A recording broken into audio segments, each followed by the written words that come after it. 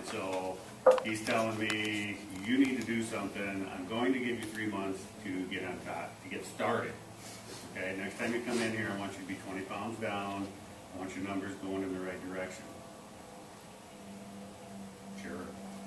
Okay. Sounds great. 3 months later, I go back, I hadn't done anything. I done nothing. Now he's getting a little more serious. Okay?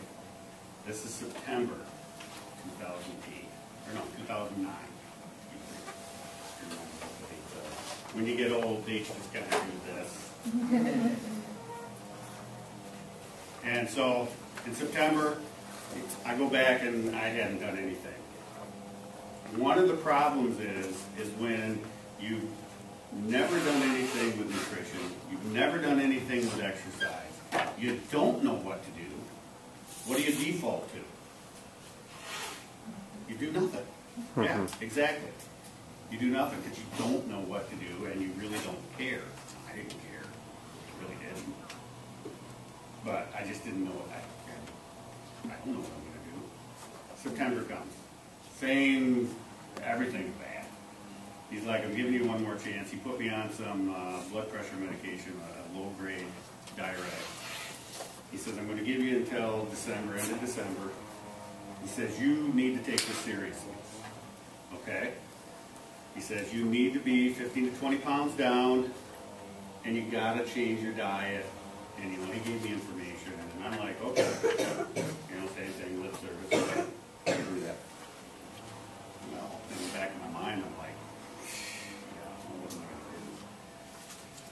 going to do? Okay. Coming up on November 2009, I hadn't done anything. And I knew I had to start doing something. So I thought, well, maybe I'll motivate myself. And I had my wife take some pictures. And I thought, if I'm going to do something, maybe it'll help motivate me. So for the squeamish, hide your eyes. To me, okay, this is therapy for me. Because I don't ever want to go there. I don't ever want to be there, ever again. Okay, so I asked my wife to take some pictures. And I was pretty heavy, pretty out of shape. Didn't do a whole lot. So I thought, I have got to do something. So what I did is I came to Dow here and I'm like, I'll start using the computer bikes. At that time they had these little computer screens, but a bike you could sit on and be like you're going through a trail. Okay? I thought, I'll try that, and at least I can watch a computer screen and do that. The first time I did it for 20 minutes. When I got done, I couldn't hardly walk. I'm like, holy cow. Insert activity. Holy cow. Why do I want to do this to myself? I could hardly walk to the door. I'm like, I am going to try and get into shape. And I'm like, I've got to. I have to. So I waited a day, and then I came back, and I started doing a little more. And I pretty much stayed right to doing that. Okay? Because I didn't know what else to do. I had thought about running, but this was my thought on running. Running is for people who have nothing better to do. That was my thought on running. See people running in the rain and the snow and the cold, I'm thinking, what a bunch of idiots. Seriously, that's what I thought. What a bunch of idiots. I'm sitting in a warm car, got the heat on, got the air conditioning on, and these people are like, are you guys nuts? And I saw this picture on here, and I'm like, yeah, exactly. These people are crazy. They're out there running, doing a race in the rain. Dumbest thing I ever saw. That was my attitude towards running, okay? And pretty much exercise in general. So, about the same time that I was taking those pictures, I had updated my Facebook status, okay? And I want you to, I'm just going to bring it up, and I just want you to think about it. I've already explained to you some of my mental and emotional state at the time. But I put this on Facebook, okay?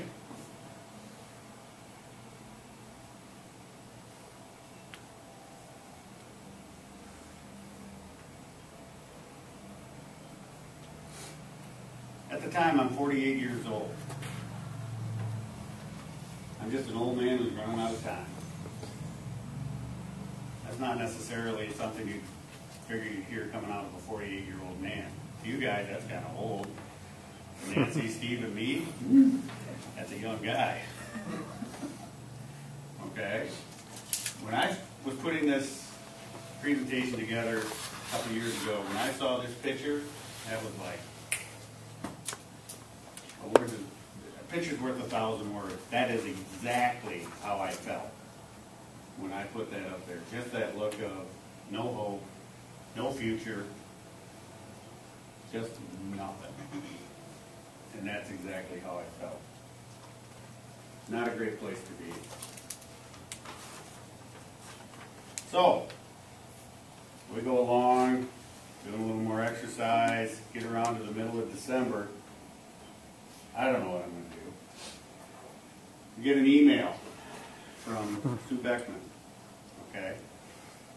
We're going to start a new program in January called Winning by Losing. They're going to take 6 people that need to lose 60 pounds or more, get cleared by your doctor. They're going to put you in a program where you get to meet with a trainer twice a week and a nutritionist once a week. Okay? And Hope's going to cover the cost for it. 13-week program. Okay? Now, given the state that I'm in, what I'm trying to do, I see this come up. What do you think my first reaction is? No way. Yes! Exactly. Who said that? No way. I'm like, are you kidding me? If I get in a program like that, that's going to kill me. Okay? And they're only going to take 6 people. So I'm thinking, no way. I can't do this. I can't do it. All right? My doctor's appointment coming up was December 28th. And I'll always remember that because that's my wife's birthday. I'll always remember December 28th. 2 weeks after this came out, just before I went to the doctor, I signed up for it. Maybe, I got the paperwork from Sue Beckman to bring to the doctor. I had lost a total of just under 5 pounds. Okay, he wanted 15 to 20. My blood work, my blood pressure did not change at all. So he's sitting at the little kiosk in the office, and he's getting ready to write all these prescriptions. And I said, now, hang on just a second. So I started telling him about the Winning by Losing program, and his ears kind of perked up. Okay. I said, if I get chosen for it, I can get into this program. He's like, all right. If I had the paperwork, I said, I've got the paperwork here that needs to be filled out by you to get cleared for it. He's like, okay. So generally in those kind of situations, it's like drop it off at the desk on your way out, and I'll fill it out, and pick it up later. He grabs them from me, sits right there, fills them out. Immediately. Hands them back to me. He says, you're coming back in 3 months, I had better see a significant change. He says, if you do not get into this program, you need to come back here. And I said, I'll let you know as soon as I hear anything. So I left that going, I hope I get into the program. I hope I do. Maybe. So then I started thinking more, and I'm like, oh, I hope I can get in the program.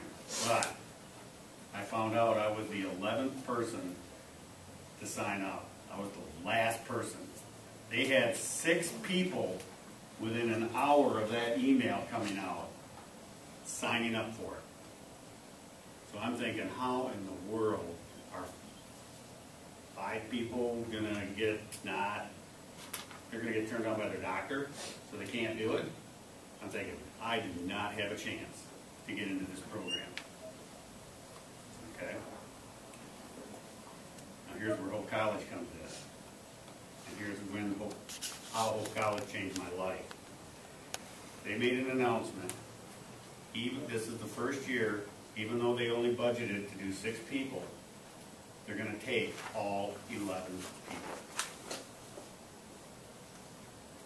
Wow. They didn't have to do that. They could have just stuck with the 6 people. Okay?